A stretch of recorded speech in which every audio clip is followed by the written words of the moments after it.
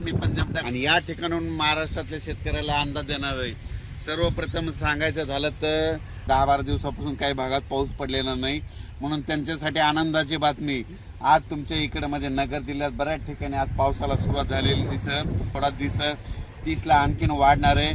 मात्र 1, 2, 3ला मग संपूर्ण भागामध्ये तुमच्या नगर जिल्हा, धाराशिव जिल्हा, बीड जिल्हा, लातूर जिल्हा या भागात पाऊस पडलेला दिसेल, म्हणून या 4 जिल्ह्यातल्या या शेतकऱ्यांनी अंदाज दिला।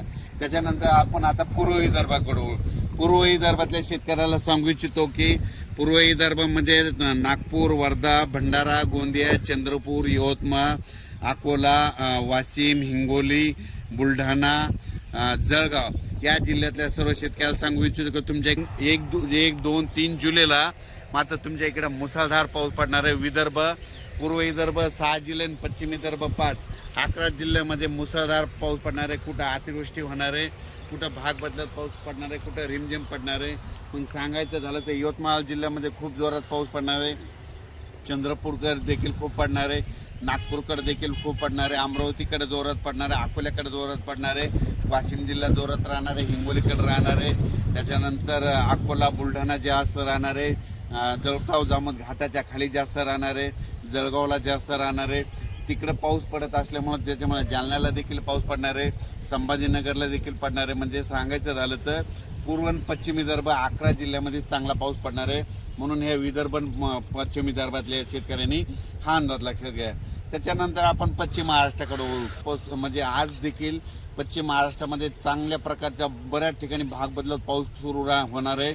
सांगलीकडं, साताऱ्याकडं, त्याच्यानंतर पंढरपूरकडे देखील, नगर जिल्ह्यात देखील बऱ्याच ठिकाणी पाऊस सुरू होणार आहे, म्हणून हे पश्चिम महाराष्ट्रातल्या शेतकऱ्यांनी अंदाज लक्षात घ्यायचा। सोलापूरकडे देखील बऱ्याच ठिकाणी पाऊस पडणार आहे।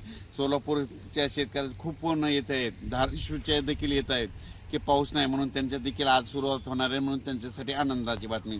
त्याच्यानंतर कोकणपट्टी आणि घाटमाथ्यावरल्या भागातल्या सर्व जनतेला आणि शेतकऱ्याला सांगू इच्छितो की कोकणपट्टी घाटमाथ्यावरला पाऊस मात्र कायम चालूच राहणार आहे, ते काय बंद होणार नाही, म्हणून हे त्यांनी लक्षात घेतलं। त्याच्यानंतर आता उत्तर महाराष्ट्राकडे वळू। उत्तर महाराष्ट्राकडे सांगायचं झालं तर नाशिक जिल्ह्याकडे जोरदार पाऊस सुरू राहणार आहे, त्यांचा पाऊस काही बंद होणार नाही, म्हणून हा अंदाज त्यांनी लक्षात घेतला। धुळे, नंदुरबार, जळगाव या 40गाव, पारोळा या ठिकाणी देखील आजपासून तर 3 जुलैपर्यंत जोराचा पाऊस राहणार आहे, म्हणून हे अंदाज लक्षात घेतला। हे झालं आता संपूर्ण जिल्ह्याचं सांगितलं। अचानक वातावरणात बदल झाला तर लगेच एक मेसेज दिला जाईल। धन्यवाद।